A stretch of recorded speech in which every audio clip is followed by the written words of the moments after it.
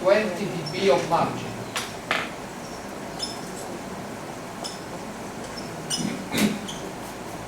That is, we are transmitting a power that is 20 dB higher than the minimum. We are transmitting a power that is 100 times higher than the minimum that would be needed in free space. If in free space we need 1 watt, with a margin of 20 dB, we are transmitting 100 watt.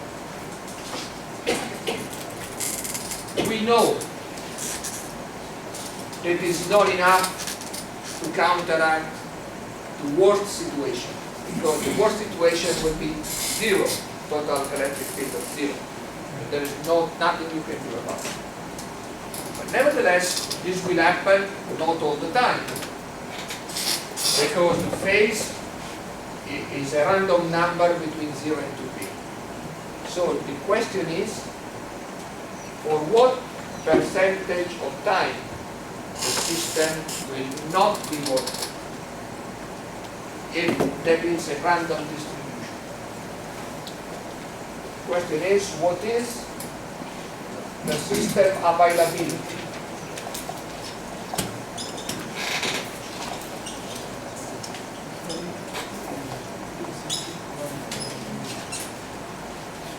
For what percentage of time it will work? My suggestion is work the other way around. Find the percentage of time where it will not work. And the availability is the difference with respect to 100%. My other suggestion is use phasors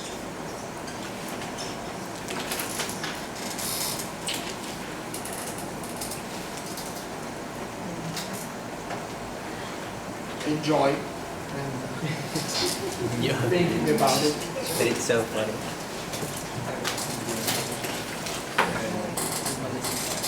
Start thinking about it.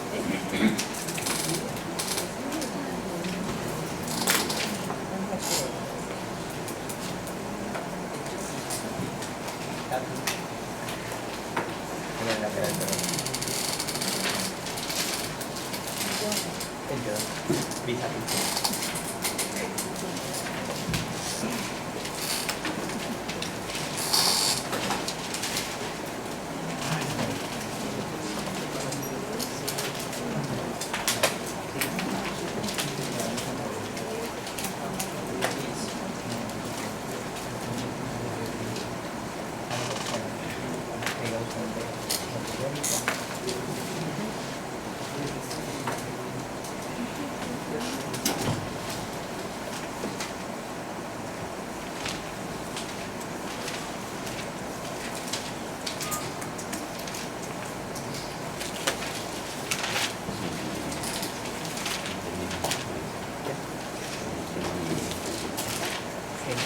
¿Cuál es el porcentaje de tiempo que el sistema no trata? Y eso tiene que ver con la campana de velocidad, la campana de velocidad. La campana de velocidad. Supongo que la campana de velocidad. Tiene esa probabilidad. No, lo digo yo, no sé. Yo creo que sí.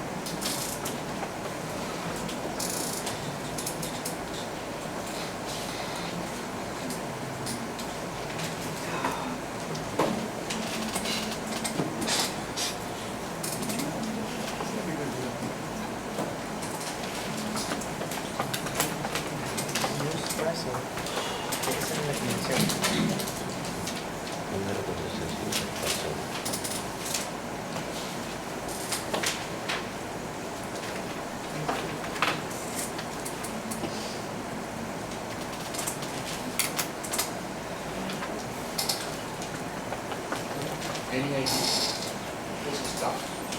The tougher the flare.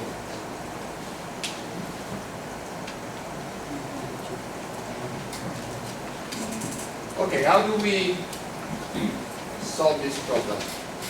So now we have a direct contribution and a reflected contribution that are equal in magnitude, in phase. So if we put ourselves on the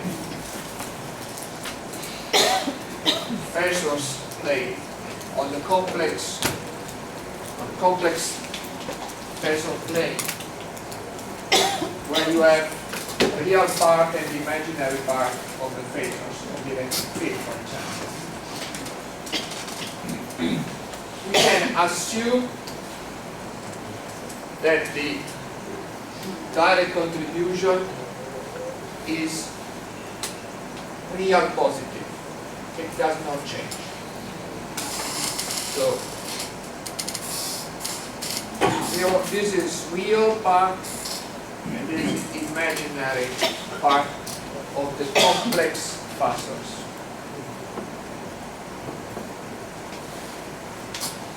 So this is the direct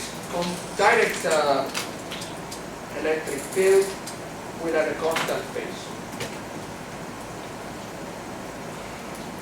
The reflected field will have a random phase between 0 and 260.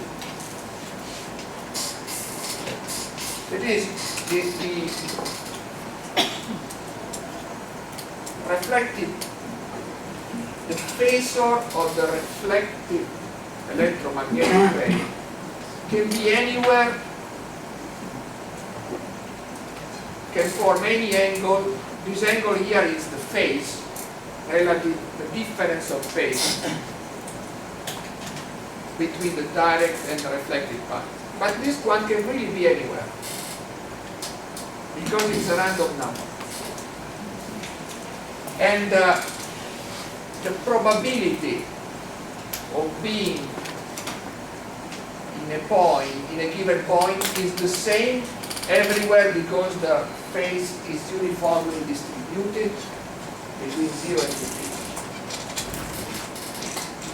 Okay, now we want to evaluate on this complex plane what are the situations where the system is not working. We start from the consideration that we have 20 dB of margin. 20 dB of margin, let me translate it for you. Means that E0 is 20 dB higher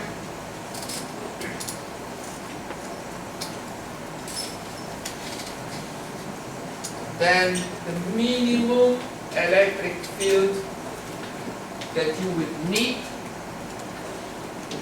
for the system to work. That's the concept of margin. We have seen that before.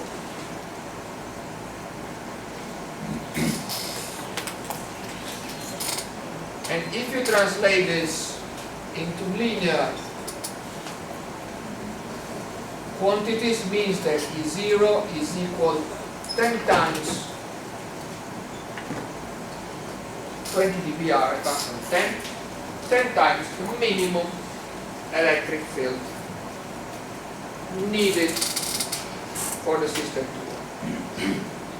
The trouble is we are not receiving E0. We are receiving E0 plus the reflected.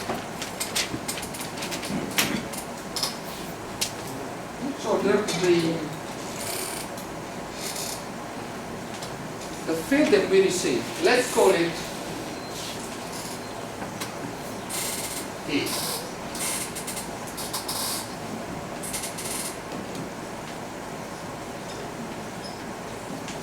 where this is a complex number, please remember.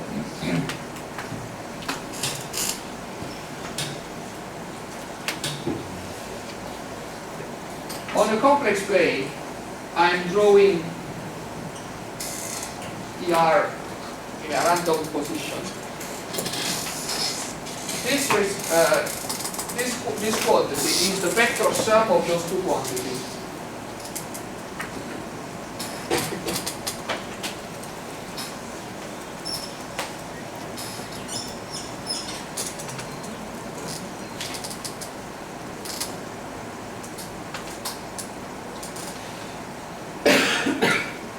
And this will get smaller and smaller the more the phase of the reflected electromagnetic wave is opposite to the phase of the electric. Okay? Now, the system will work when? The system will work till we have an electromagnetic field that is 1/10 of V0. So in other words, we can tolerate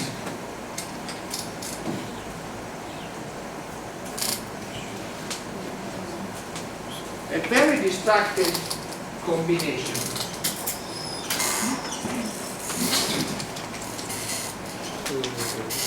This is ER.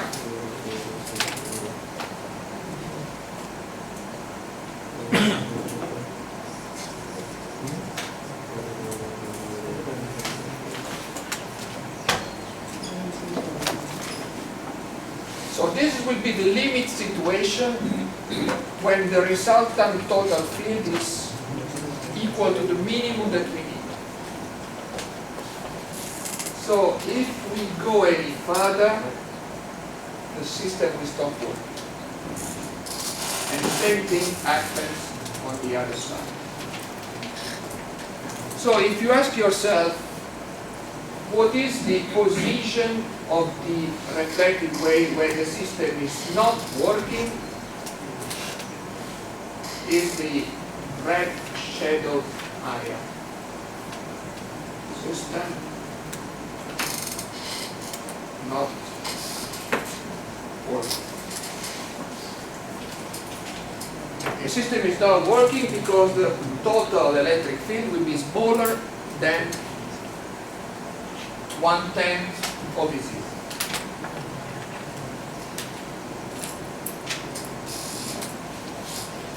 Now, the probability, what is the probability of being in this situation? Well, since any point here has got the same probability, the probability of being in this situation is proportional to this angle with respect to 360 degrees.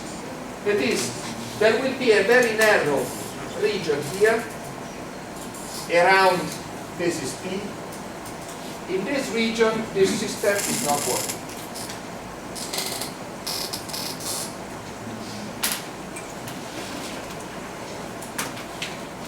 So the probability is simply the ratio between this dimension with respect to the total angle. And we have to work out this, but it's not too complicated. If you call this angle here alpha, alpha is almost equal to 0.1 divided by 1, that is 0.2 radians.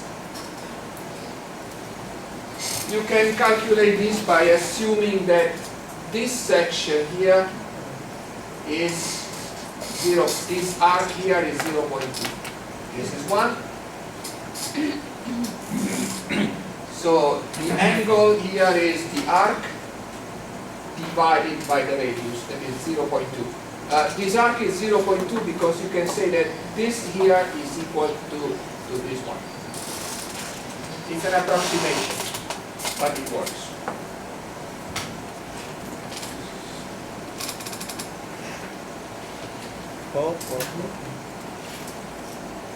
Zero 2 radians. So this amplitude here, the amplitude of the prohibited region is 0.2.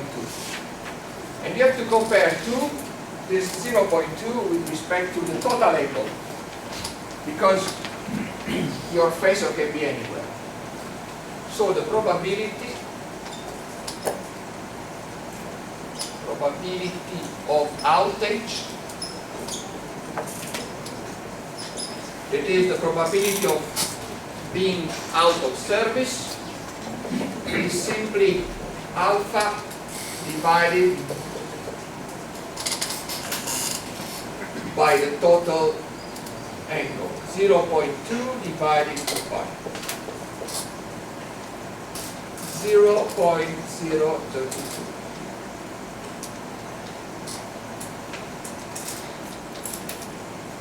Or is the same 3.2% of the time. So the system will not be working for 3.2% of the time. So the availability will be 100% minus 3.2. So for 96.8% of the time, the system will work. For 3.2% of the time, unfortunately, you have such a destructive combination that you go below the minimum available time. This is another way to determine your margin. That is, if you know that you will have a perfectly destructive combination sometimes, you can determine your margin so to have the availability that you want. You may be happy with 90% of the time or 80% of the time. In that case, the margin needed will be much smaller.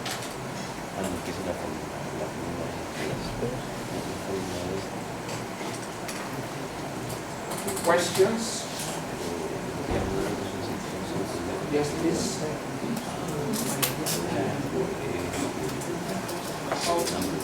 Why do you assume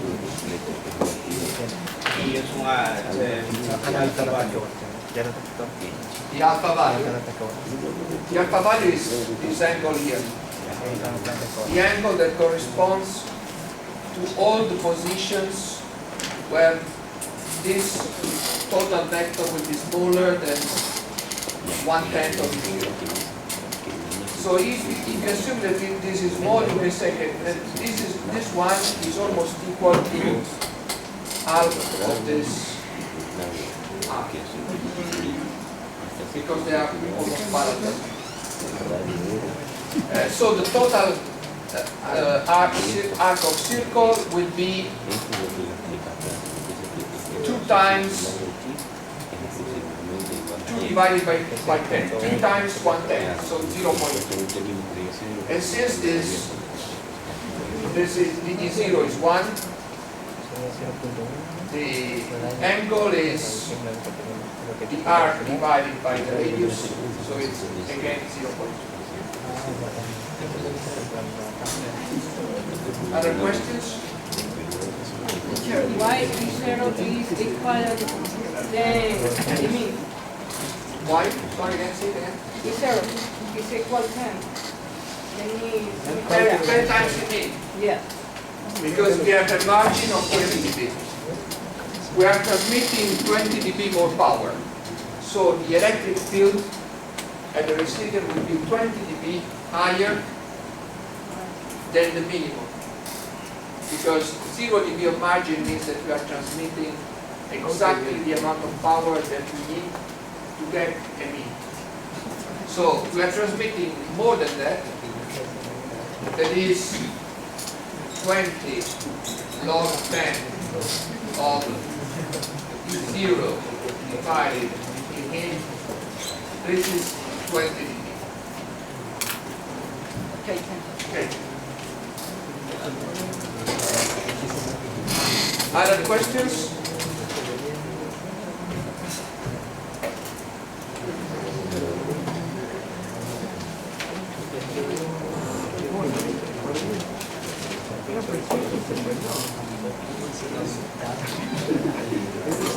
Okay.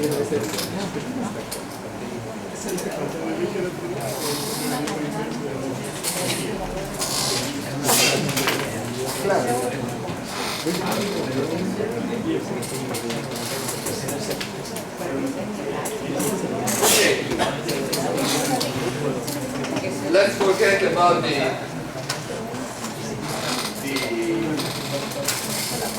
ground reflection now, and let's move to the troposphere with one very simple question, that is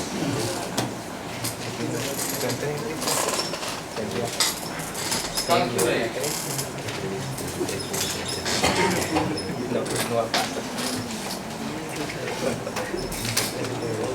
equivalent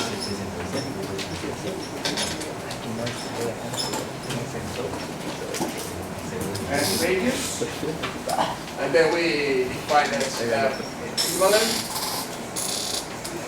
for standard atmosphere.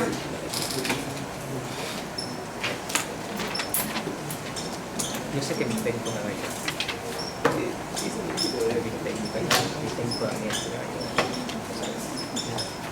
Mi técnico yo lo que On a mountain, you have here the answer is quite easy to find quite cold mountain. So at the height of 2,000 meters above sea level. Assume the standard profile for the refractivity.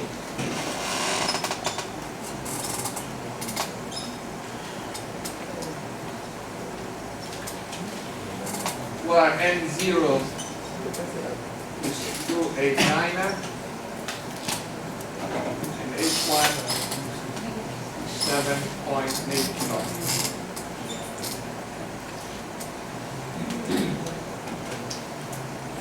So what I'm asking you is to calculate the equivalent air radius, not at sea level,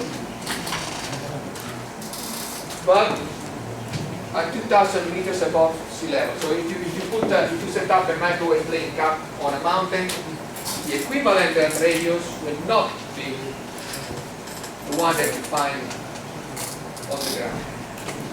It will be a different equivalent air radius. So please calculate it. And when we solve it,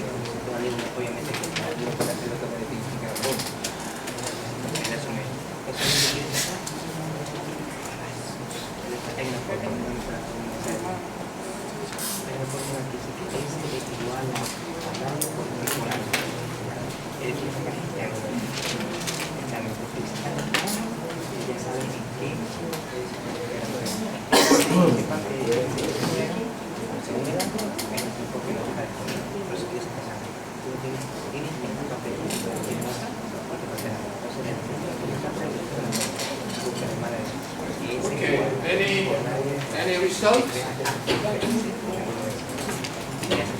Number? Errors? No numbers? We'll have deal with numbers all your life long. Okay, now we know that in standard atmosphere at ground level, the equivalent earth radius is 8,500 kilometers. Right now we are asked to do the calculation at 2,000 meters above sea level. Now we start from this equation, and first of all we calculate the radius.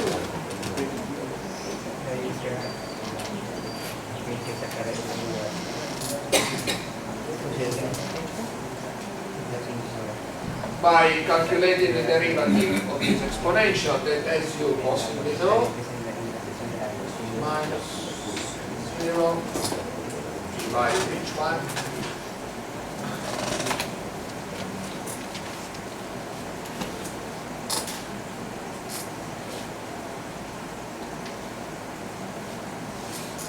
and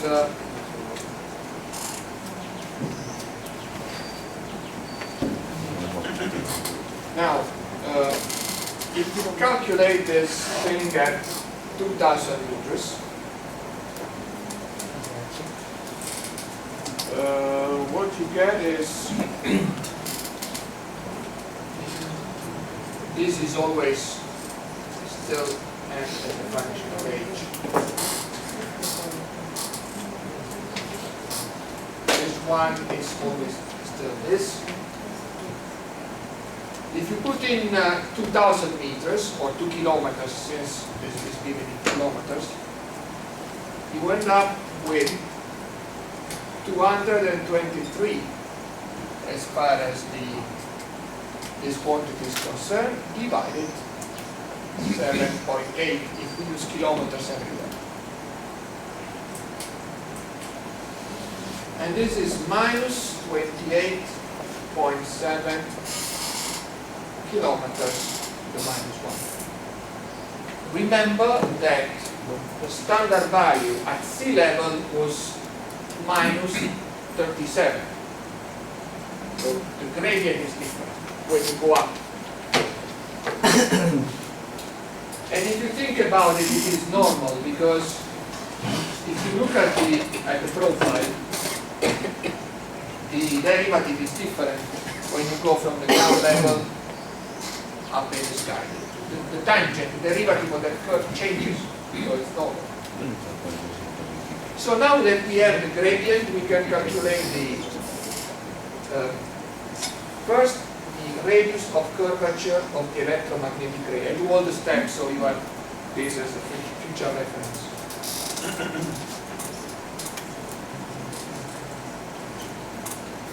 Obviously calculated at 2,000 meters. 10 to the power 6 divided by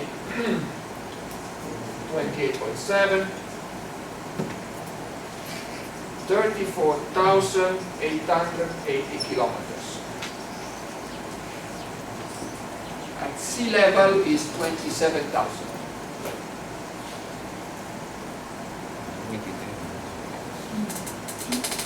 So now the equivalent radius is going to be 1 divided 1 minus L0 divided by rho times L0. L0 is usually 6,370 kilometers, whatever.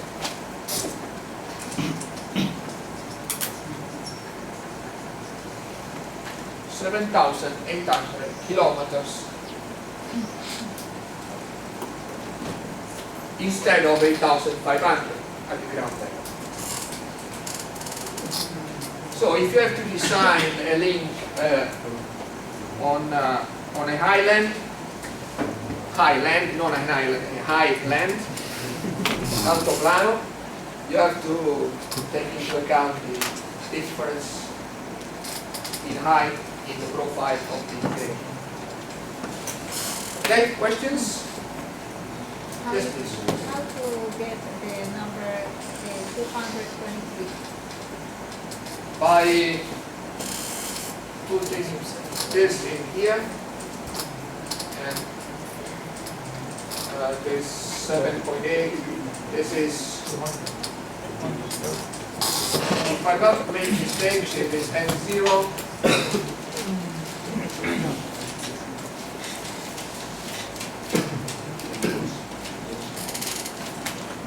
If I'm not mistaken. And this is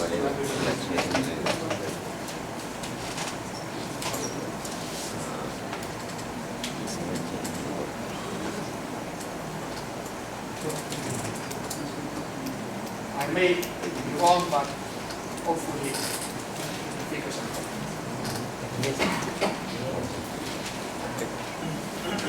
Okay, more questions, please.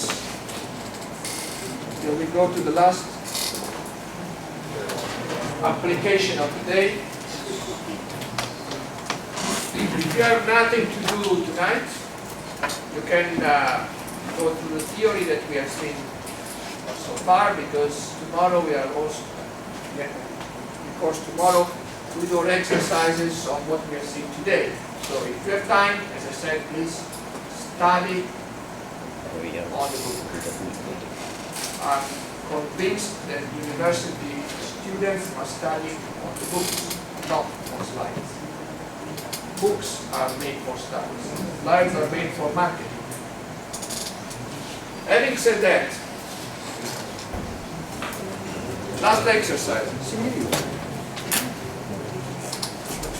We have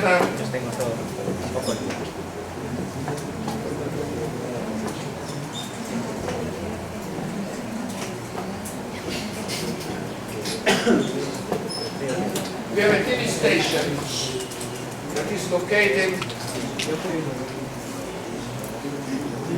on a tower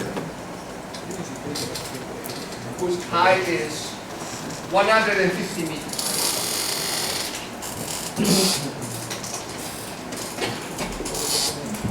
Calculate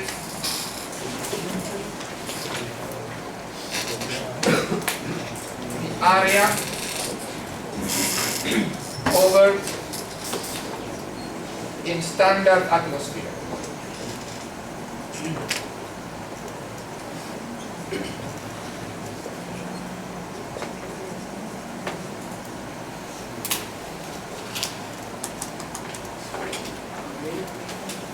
So you have this transmitting broadcasting station. The antenna is on a tower, 150 meters. What is the area, the coverage area for standard atmosphere? This is reasonably simple to do, and then we make some consideration on this.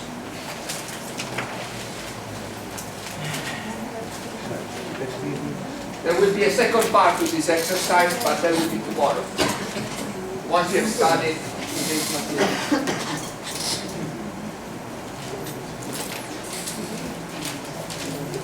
And then I have a question for you.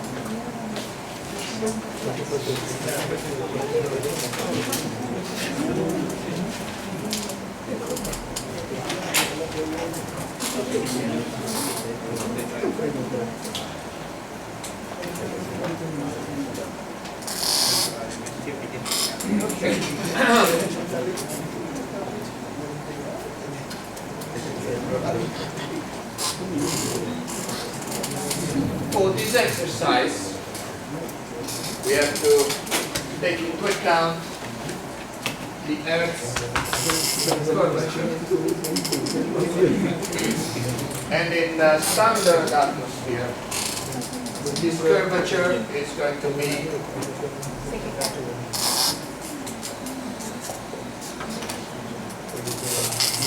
8,500 kilometers. So the radius of curvature of this radial system is easily found by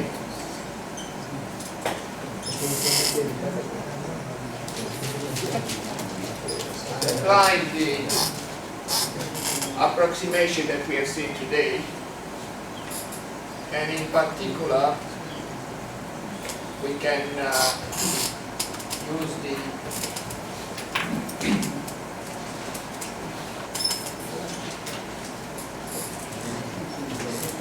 this equation, the parabolic approximation, solving it for the unknown. This is x.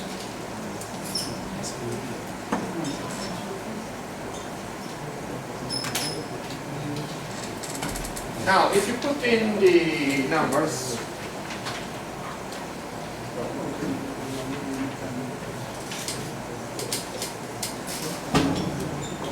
if we put everything in kilometers, for example, this is 150 meters.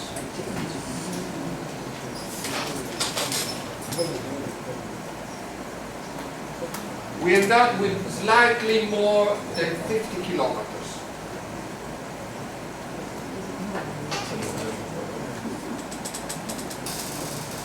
So the coverage area in a first approximation is the area of a circle of radius x.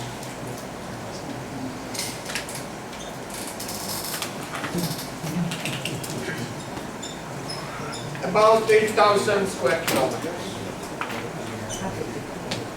roughly. Now,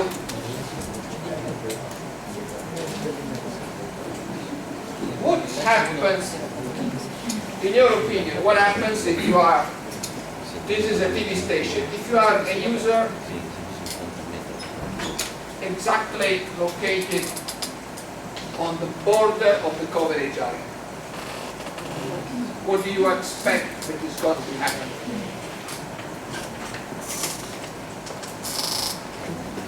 To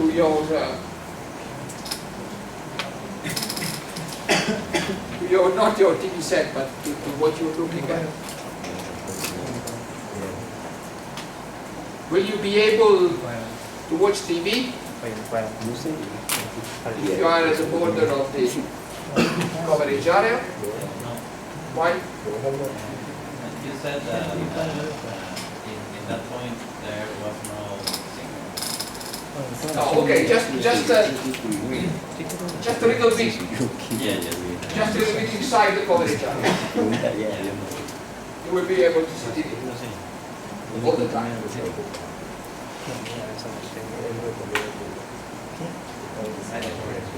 Yes, inside the coverage area.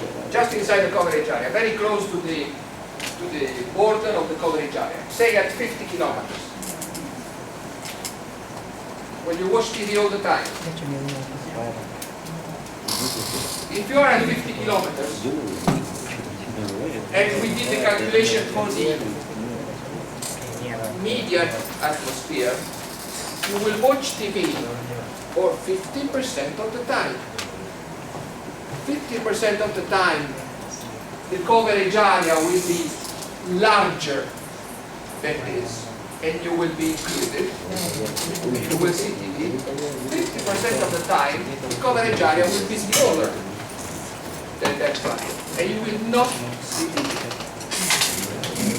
So, this is not really a coverage area. This is a coverage area for 50% of the time. That usually is very unsatisfactory from the user's point of view.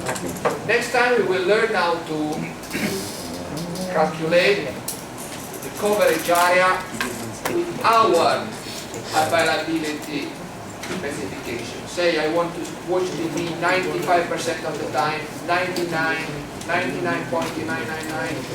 Okay. Don't rush away. As I said, I have a question for you before you go. Do you feel that this kind of exercises, this way of doing or seeing application by doing exercises, that is useful?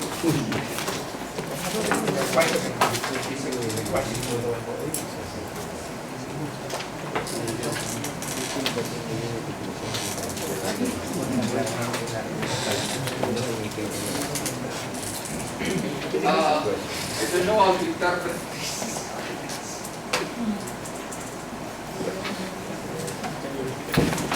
I repeat the question.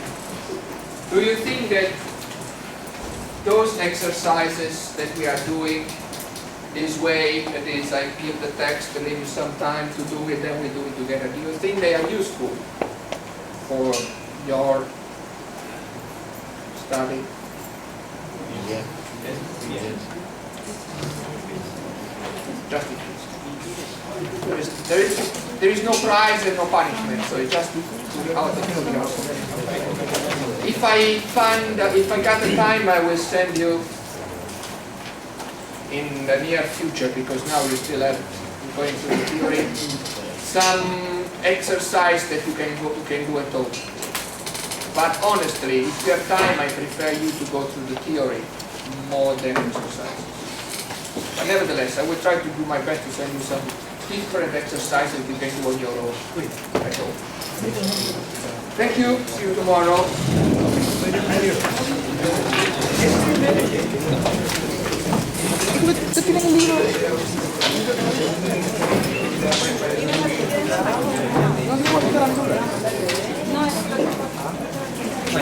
Que no tengo. Ah, bueno. Sí, oye.